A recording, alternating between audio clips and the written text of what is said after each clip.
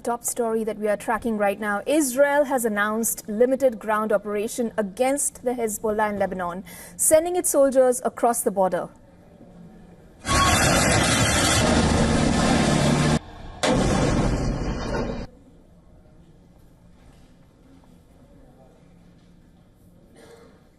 In a statement, the Israel Defense Forces said its target were located close to the border that posed an immediate threat to Israeli communities in northern Israel.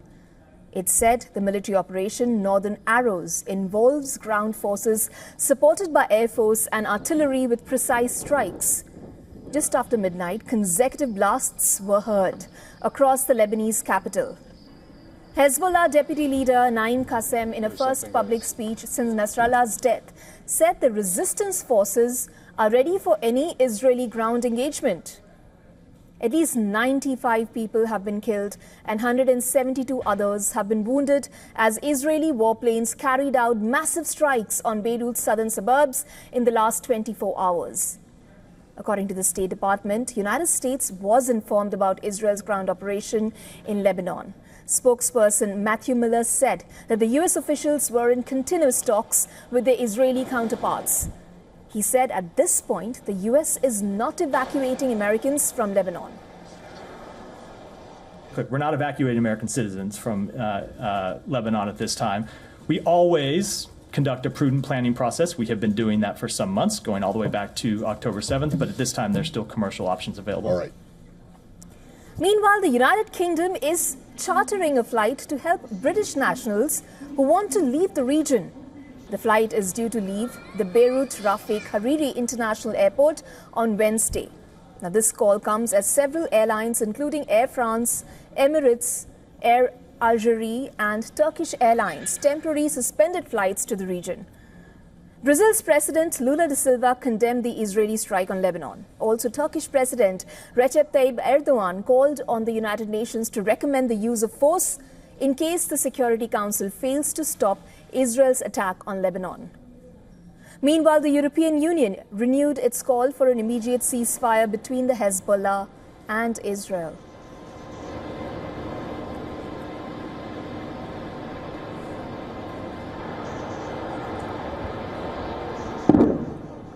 This is a moment of truth for Lebanon. Certainly, it's a moment of truth for this country caught in the middle of a war, and the European Union has to collectively commit to preserve its state institutions of the risk of collapsing. Our correspondent Jody Cohen is joining us from Ra'anana, Israel. Jody, tell us about the areas where the ground operation has started and what is the current ground situation along the Lebanon border? Hi, Isha. So after calling on Hezbollah to comply with UN Resolution 1701 for the past 11 months, Israel's Security Cabinet has now approved ground raids to push Hezbollah back to the UN-recognized boundary. The IDF said that the raids would be limited, localized and targeted against Hezbollah targets and infrastructure in villages close to the border, saying that these are the areas that pose an immediate threat to Israeli communities in northern Israel. Now, US Defense Secretary Lloyd Austin supports dismantling attack infrastructure along the border to ensure that Hezbollah can't carry out October 7th-style attacks against Israel.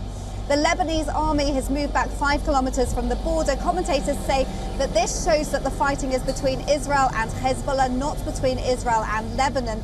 Israel will particularly need to face Hezbollah's elite Radwan forces. Israel will also aim to clear the ground of Hezbollah landmines, seal any Hezbollah underground tunnels into Israel using troops on the ground with assistance from artillery and air forces.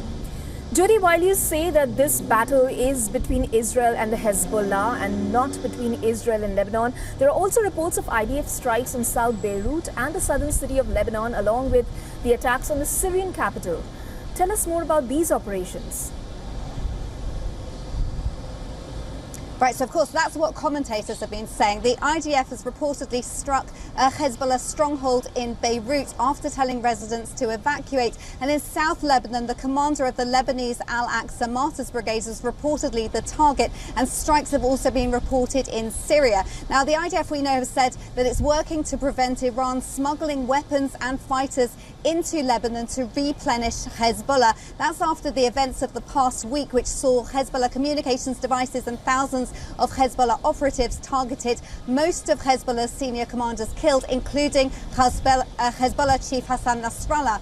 Now, the White House has said that the IDF raids in Lebanon are in line with Israel's right to defend its citizens, and, quote, said that Israel has the right to defend itself against Hezbollah and all Iranian-backed terror groups. Defense Secretary Austin suggested that the US would defend Israel if Iran launches another direct attack against Israel, and warned of serious consequences if Iran chooses to do that.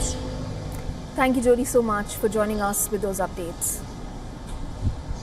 For all the latest news, download the WION app and subscribe to our YouTube channel.